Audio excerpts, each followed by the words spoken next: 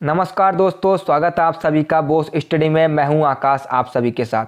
तो दोस्तों, कैसे आप सभी? उम्मीद करता हूं अच्छे होंगे और जहां भी होंगे अपनी तैयारी को जोरों शोरों से कर रहे होंगे। तो साथियों, क्लास शुरू करने से पहले एक बार अपने दोस्तों के साथ क्लास को शेयर कर दो, जिससे वो भी क्लास से जुड़ सकें। तो साथियों, देखते हैं क्या है हमारे एग्जाम बेस से महत्वपूर्ण न्यूज और दोस्तों क्या देश और दुनिया में चल रहा है। तो साथियों, देखते हैं फर्स्ट पॉइंट क्या है। फर्स्ट पॉइंट है साथियों, वैश्विक लिवरेलिटी सूचकांक 2022 के अनुसार दुनिया का सबसे रहने योग्य शहर वियना बना। और दोस्तों, वियना क्या है? तो दोस्तों, वियना ऑस्ट्रिया की राजधानी है।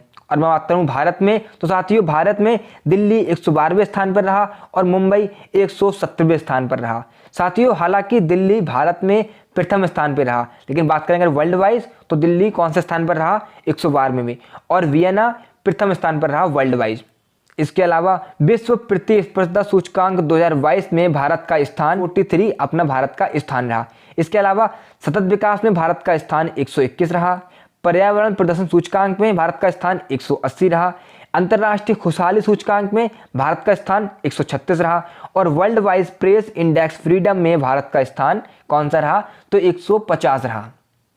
नेक्स्ट पॉइंट दोस्तों कि इंदिरा गांधी अंतर्राष्ट्रीय हवाई अड्डा अक्षय ऊर्जा से पूरी तरह संचालित होने वाला देश का पहला हवाई अड्डा बन गया। दोस्तों, भारत का यह पहले हवाई अड्डा बन चुका है। कौन सा? तो इंदिरा गांधी अंतर्राष्ट्रीय हवाई अड्डा, जो अक्षय ऊर्जा से पूर्ण रूप से संचालित होगा, यानी कि अक्षय ऊर्जा द्वारा चलेगा। अब साथियों, अक्षय ऊर्जा का क्या फायदे हैं? तो दोस्तों, इसके फायदे ये हैं कि दोस्तों इससे पहले तो पॉल्यूशन नहीं होगा। पॉल्यूशन मतलब CO2 कार्बन डाइऑक्साइड रिलीज नहीं होगा, जो हमारे लिए सबसे अच्छा फायदा है।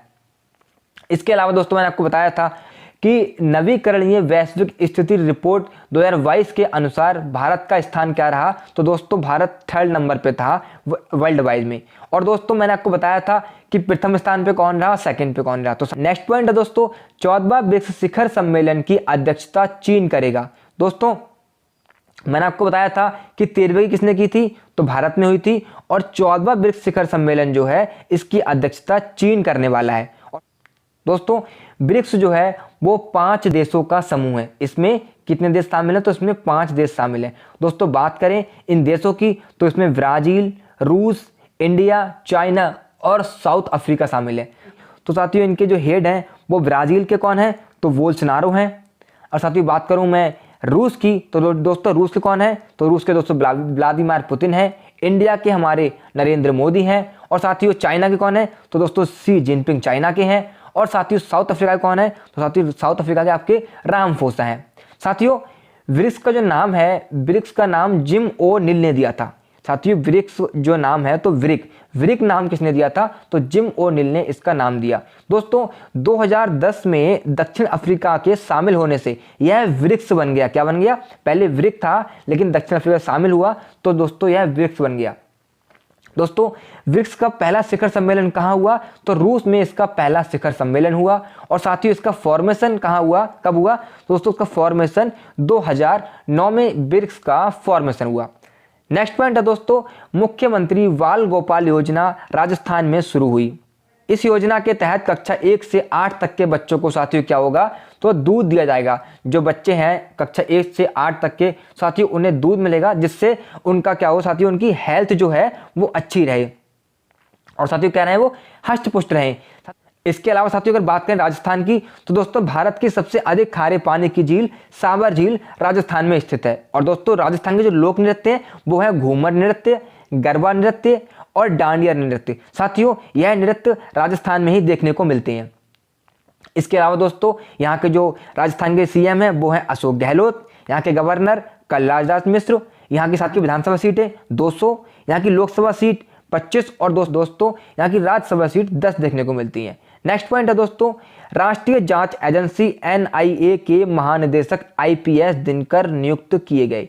दोस्तों, NIA के नए महानिदेशक IPS दिनकर गुप्ता को बनाया गया है। साथियों, अगर बात करें इसके फॉर्मेशन की NIA की, तो साथियों जब बम्बे अटैक हुआ था 2008 में, तो दोस्तों उसके बाद हमें लगा कि हमारे भारत के लिए एक इन्वेस्टिगेशन एजेंसी होनी चाहिए, इसलिए साथियों हमने इसका फॉर्मेशन 2008 में किया था।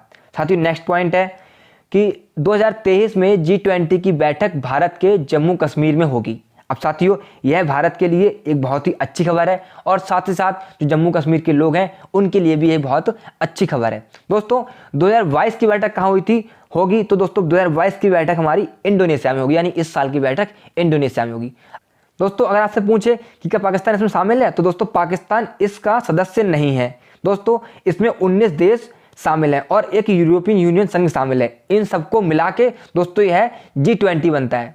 नेक्स्ट पॉइंट है दोस्तों, नई दिल्ली में ज्योतिर्गमय उत्सव का आयोजन किया गया है। दोस्तों यह इस आयोजन से जो वाद्य यंत्र बजाने वाले लोग हैं उन्हें एकजुट किया जाएगा। दोस्तों जो आपने देखे होंगे सड़कों पर, रेलवे स्टेशन पर या रेलवे ट्रेन में या फिर बस स्टैंड पे आपको जो कुछ वाद्य यंत्र बजाते हुए लोग मिलते हैं, तो दोस्तों उनको एकजुट करने के लिए इसका आयोजन दिल्ली में किया जा रहा है। अब दोस्तों रीज़न क्या है, तो साथियों इसका रीज़न यह है कि दोस्तों वाद्य यंत्र हमारे जो हैं वो कम होते जा रहे हैं, तो उनको उत्साह बढ़ाने के लिए साथियों इसका आयोजन किया जा रहा है। तो साथियों जो हमारे सितार से संबंधित है, पंडित रविशंकर सितार से संबंधित है। और दोस्तों तबला से, तो दोस्तों तबला से अल्लाह रखा और जाकिर खान है। इसके अलावा साथियों शहनाई से कौन संबंधित है, तो उस्ताद बिस्मिल खां शहनाई से संबंधित है। नेक्स्ट साथियों क्वेश्चन है, कांतार ब्रांड 2022 रिपोर्ट के अनुसार वर्ल्ड की सबसे मूल्यवान वैश्विक ब्रांड एप्पल बना। अब दोस्तों सबसे मूल्यवान अगर बात करें हम ब्रांड कौन है, तो वो 2022 की रिपोर्ट के अनुसार एप्पल बन चुका है। और दोस्तों इस रिपोर्ट को कांतार प्रोवाइड करता है। और दोस्तों हम बात करें सेकंड नंबर पर कौन है, तो साथियों गूगल सेकंड नंबर पर है। और हमारे भारत की कोई कंपनी है क्या इसमें, तो बिल्कुल दोस्तों जो TCS है, टाटा कंपनी, साथियों वह 46वें स्थान पर है। और बात करें भारत की, तो साथियों भारत में यह प्रथम स्थान पर है।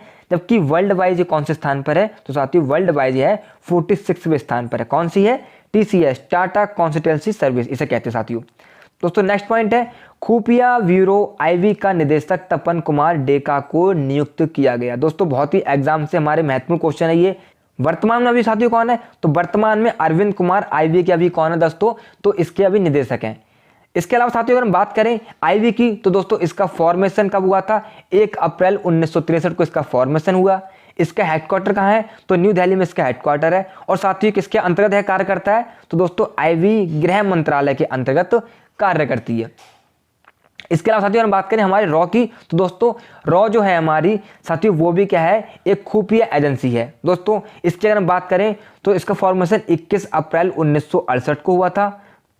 और इसके हेड अभी कौन है, तो सामंत गोयल इसके हेड है। इसे क्या कहते हैं, रिसर्च एंड एनालिसिस विंग। साथियों इसकी क्या है, ये फुल फॉर्म है। नेक्स्ट पॉइंट है दोस्तों, मेनार पक्षी गांव को आर्द्र भूमि के रूप में अधिसूचित किया गया। साथियों यह कहाँ पे है, तो दोस्तों यह गांव जो है वो राजस्थान में स्थित है। दोस्तों इसे इसलिए नामित किया गया है कि वहाँ थोड़ा पानी और साथ ही थोड़ा दलदली क्षेत्र भी है। यहाँ पे हर साल कई सारे प्रवासी पक्षी आते हैं और दोस्तों धीरे धीरे समय पर वो चले जाते हैं। और दोस्तों मानसून के हिसाब से पक्षी क्या होते हैं, वो यहाँ पे आते रहते हैं। दोस्तों अगर मैं बात करूँ अपने घर के भारत की, तो साथियों यहाँ पे 49 रामसर साइट है टोटल। अधिकतम साथ में कहाँ साथियों, तो अधिकतम जो रामसर साइट है वो उत्तर प्रदेश में देखने को मिलती है। कितनी, तो 10 यहाँ पे देखने को मिलती है। साथियों 2 फरवरी 1971 को ईरान में रामसर कन्वेंशन हुआ, जिस कारण साथियों विश्व वेटलैंड दिवस हम 2 फरवरी को मनाते हैं। यानी कि अगर हम बात करें साथियों विश्व वेटलैंड दिवस कब मनाते हैं, तो दोस्तों 2 फरवरी को मनाते हैं। क्यों, क्योंकि उसका फॉर्मेशन हुआ था इसलिए। इसके अलावा दोस्तों अगर हम बात करें यूनेस्को की, तो साथियों यूनेस्को की भारत में टोटल कितनी साइट है, तो 40 साइट्स हैं। जिसमें साथियों प्राकृतिक कितनी है, 7 है, सांस्कृतिक 32 देखने को मिलती है। और दोस्तों जो मिश्रित है वो साथियों वो कितनी है, 1 है साथियों। मेडिसेफ चिकित्सा बीमा योजना की शुरुआत केरल ने की। तो दोस्तों यह भी हमारे एग्जाम में से बहुत ही महत्वपूर्ण क्वेश्चन कि मेडिसेफ की शुरुआत किसने की, तो दोस्तों किसने की, केरल ने की। अब साथियों क्या है यह योजना, इस योजना के तहत सरकारी कर्मचारियों और उनके परिवार को चिकित्सा बीमा मिलेगा। और साथियों कितने वर्ष के लिए, तो 1 वर्ष के लिए। और कितना मिलेगा दोस्तों, तो 3 लाख रुपए उनकी चिकित्सा के लिए उन्हें हर साल यह बीमा मिलेगा। साथियों इसके अलावा हाल ही में केरल ने क्या किया, तो दोस्तों केरल में पहली बार एक दुर्लभ ड्रैगन फ्लाई वर्मागोम्फस चौकुलस को भी देखा गया है। और साथियों इसके अलावा केरल में अगर बात करें साथियों यहाँ के, तो यहाँ के लोक नृत्य है जो है कथकली और मोहिनी अट्टम। साथियों यहाँ के केरल के क्या है, लोक नृत्य हैं। साथियों बात करें केरल के CM की, तो यहाँ के पिनराई विजयन CM है।